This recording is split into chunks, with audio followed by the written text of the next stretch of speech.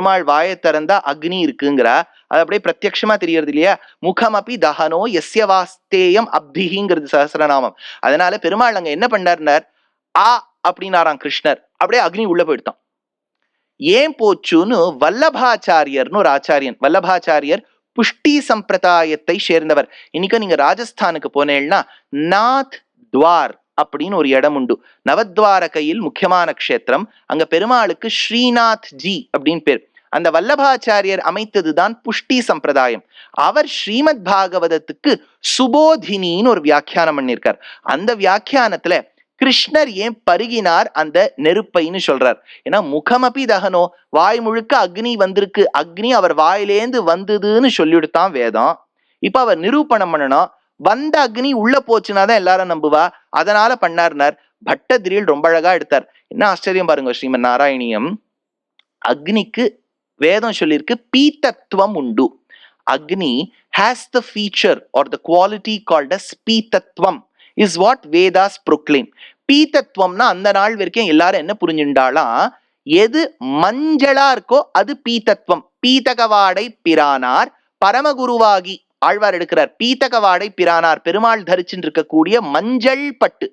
அவர் சாதாரண பட்டு கூட கட்டிக்க மாட்டார், ஒரே பட்டு தான், மஞ்சள் பட்டா கட்டிப்பார். அந்த பட்டு எப்படி இருக்கணும்னா, பட்டை பத்தி குமார சம்பவத்துல காளிதாசன் சொல்றான், கொடி பறந்ததுன்னா ஒரு கிட்டத்தட்ட ஒரு 1800 வருஷத்துக்கு முன்னாடி, 4th 5th செஞ்சுரின்னு வச்சுக்கோங்களேன் காளிதாசன். அந்த சமயத்துல எல்லா research scholars opine that he belong to that period.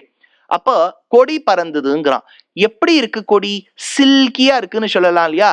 என்ன சில்க்குன்னு சொல்றான் காளிதாசன்? சீனாம் சுகைங்கிறான், சைனா சில்க்குங்கிறான்.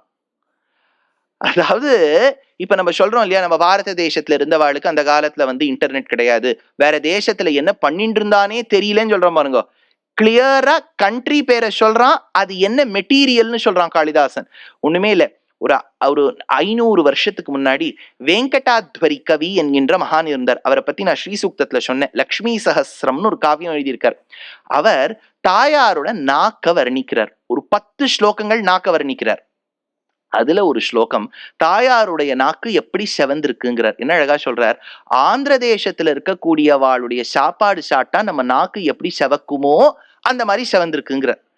பாருங்கோ, நீங்க அவளுடைய கம்பேரிசன்ஸ் எல்லாம் பாருங்க, நம்ம நினைச்சு பார்க்க முடியுமா? சாதாரணமா இந்த ட்விங்கிள் ட்விங்கிள் லிட்டில் ஸ்டார், இந்த ஜாக் என்ஜில் ஒரு மலை ஏழினா கீழே ஒருத்தர் தள்ளி விட்டார், ஒருத்தர் கீழே உருண்டு விழுந்தா, இதையே படிச்சுட்டு இருக்கோமே ஒழிய அவருடைய வர்ணனை எல்லாம் பார்த்தேன்னா ஆச்சரியம். அதுல ஒரு ஸ்லோகத்துல தாயாருடைய பெருமையை வர்ணிக்கிறார். ஹந்தாரஸ்தமசா முதந்தி கமலா தந்தா முதம் தாவகாகான்னு ஸ்லோகம். என்னன்னா, திருச்சானூர்ல இருக்கக்கூடிய பத்மாவதி தாயாருடைய கை செவந்திருக்கு, கையெல்லாம் செவந்திருக்கு. கையை வர்ணிக்கும் போது கை செவந்திருக்குங்கிறார்.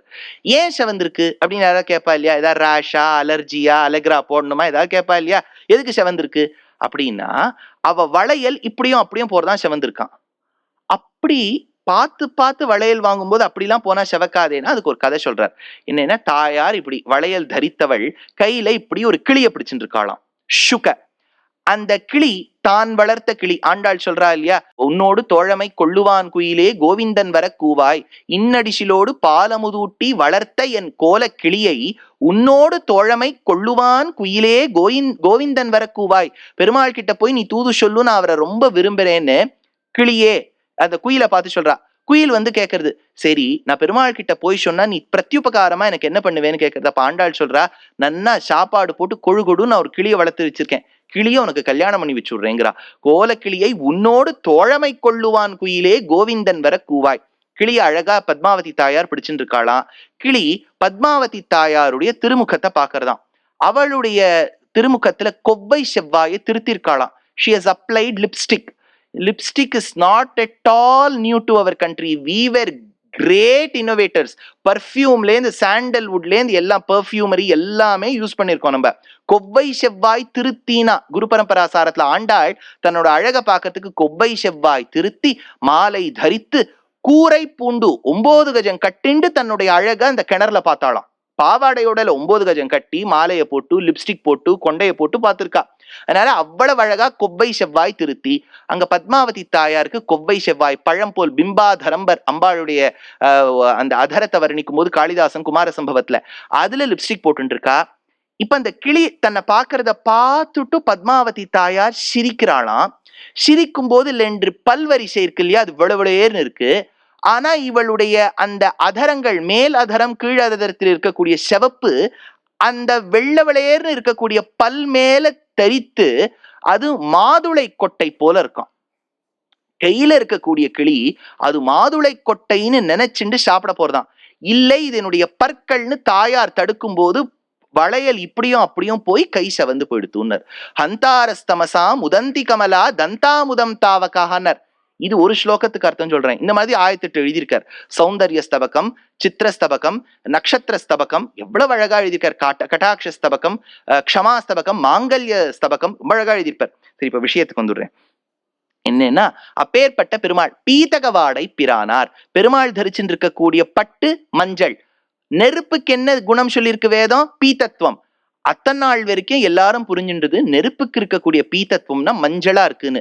ஆனா கிருஷ்ணர் காட்டுத்தீ வரும்போது அந்த நெருப்பை பருகினார் அல்லவா, அப்பதான் அவளுக்கு மறந்து போன அர்த்தம் ஞாபகம் வந்துதான். பீத்தத்துவம்னா தட் விச் இஸ் ட்ரிங்கபிள். பீத்தா ஹேனா, நீ பீத்தா ஹே அப்படின்னு ஹிந்தியில கேட்டா நீ குடிக்கிறியான்னு அர்த்தம், சாதாரணமா அர்த்தத்துல கேட்டா. அதனால பீத்தத்துவம்னா that which is drinkable. Perumal நெருப்பை குடிச்சுட்டார் இல்லையா, ஓஹோ இதுதான் பீத்தத்துவம் போல இருக்குன்னு அப்பதான் தெரிஞ்சுதான். முகம் அப்பி தஹனோ. அதனாலதான் இந்த இடத்துல வேதம் சொல்லியிருக்கு, முகாத் இந்திரஸ்ச அக்னிஸ்ச. வாயை திறந்தால் செல்வ கொழிப்பாய் இருக்கக்கூடிய இந்திரனுடைய செல்வம் கிடைக்கும், நடுவில் இருக்கக்கூடிய அந்த அக்னியும் இருக்கின்றான். பிராணாத் வாயுரஜாயத. பிராணவாயுவும் அவரேதான்.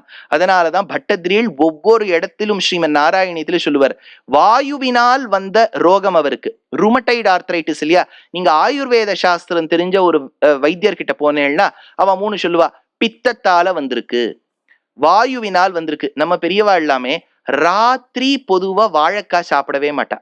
ஏன்னா அது வாயும்பா. வாயுவினால வந்திருக்கா, அவருக்கு வாயுவினால் வந்த ரோகம் பட்டத்ரிகளுக்கு. அதனால வாயூர், குருவாயூர் க்ஷேத்திரத்துக்கு போய் பெருமாள் கிட்ட பிரார்த்தனை பண்றார். நீ திருநாவர்த்தன் என்கின்ற அசுரன் வாயு ரூபேண வரும்போது அவனை கொன்னு நீ வாயுவுக்கும் அதிபதியின் நிரூபணம் பண்ண.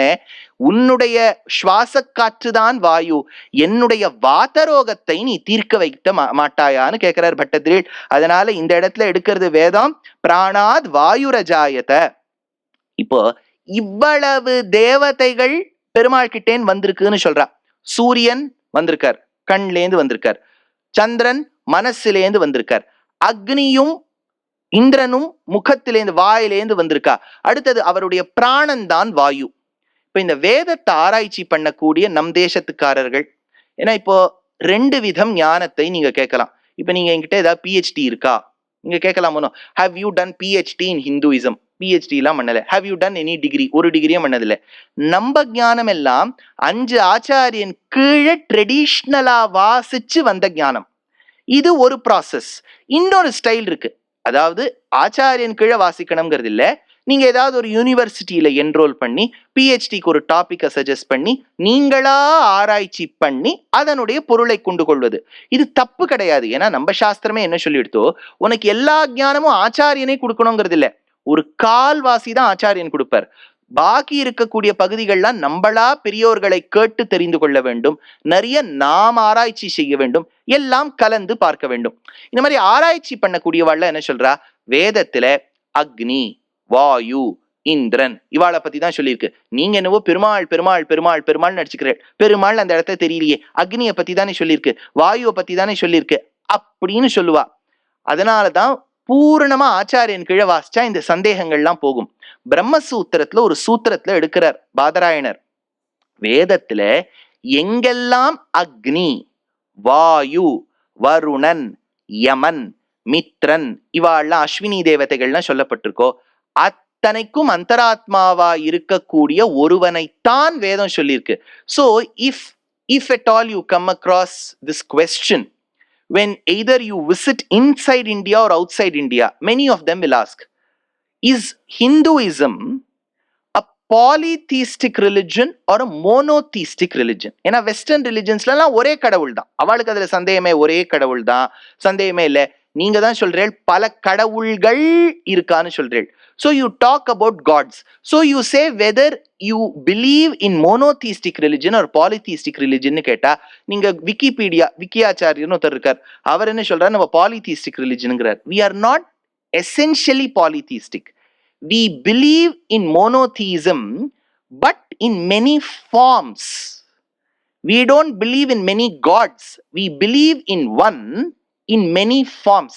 இப்போ H2O தான் ஐஸாவும் இருக்கு, H2O தான் வாட்டராவும் இருக்கு, H2O தான் வேப்பராவும் இருக்கு. இப்போ 3 வஸ்துன்னு நீங்க சொல்ல முடியாதத ஒரே வஸ்து 3 நிலைகள்ல இருக்குன்னு சொல்வேள். அப்படிதான் நம்ம சனாதன தர்மத்தை புரிந்து கொள்ள வேண்டும். இப்ப இவ்வளவு தேவதைகள் இருக்குன்னு சொல்றாளே, தனித்தனியா இருக்கக்கூடிய தேவதைக்கு சக்தி இருக்கா? இருக்கு. ஆனா ஒண்ணுத்துக்கு ஒண்ணு வசதியா? இல்ல இல்ல, எல்லாமே ஒருவனுக்கு கட்டுப்பட்டிருக்கு அப்படிங்கறத பட்டத்ரியில் எவ்வளவு அழகா ஒரு ஸ்லோகத்துல எடுக்கிறார். இன்னைக்கு ஒரே நாராயணியமா வந்துட்டு இருக்கு. முகுஸ்தவ சக்கரம் வருணமஜயோ நந்தஹரணே. வருண தேவதைக்கும் அந்தராத்மாவா இருக்கக்கூடியவன் நாராயணன் எங்கே தெரியறது? ஸ்ரீமத் பாகவதத்துல வருணன் கிருஷ்ணருடைய வளர்ப்பு தந்தையான நந்தகோபாலனை கடத்தின் போயிடுவார். அப்ப கிருஷ்ணன் மீட்டு கொண்டு வருவார். வருணனுடைய சக்திக்கெல்லாம் சக்தியாயிருப்பவன் கண்ணன் மீட்டு கொண்டு வருவதில் தெரிகின்றது. வருணமஜயோ நந்தஹரணே யமம்பாலா நீதௌ. அவருடைய ஆச்சாரியன் சாந்தீபனி. சாந்தீபனி ஈன்றெடுத்த குழந்தைகளை எல்லாம் யமதேவதை எடுத்து செல்ல யமப்பட்டினம் சென்று குழந்தையை மீட்டு வருகின்றான் கண்ணன். அப்ப யமனை விட சாமர்த்தியம் படைத்ததுன்னு அங்க தெரிஞ்சுடுத்துனர். தவதகன பானே. தவதகன காட்டு தீ எரியும் போது அதை பருகியதால் அக்னியை விட சாமர்த்தியம் படைத்தவர்னு தெரியுது. அனில சகம் விதிம் வத்சஸ்தேயே. விதிம், விதினா பிரம்மா.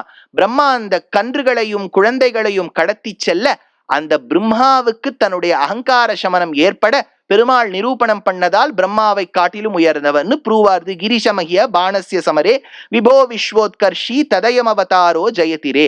அதனால இந்த மந்திரம் மறுபடியும் பார்க்கலாம். சந்திரமா மனசோ ஜாதः சக்ஷோ சூரியோ ரஜாயத முகாதிந்திரஸ்ச அக்னிஸ்ச பிராணாத்வாயு ரஜாயத. இப்ப இதெல்லாம் நம்ம கேட்டுட்டோம்.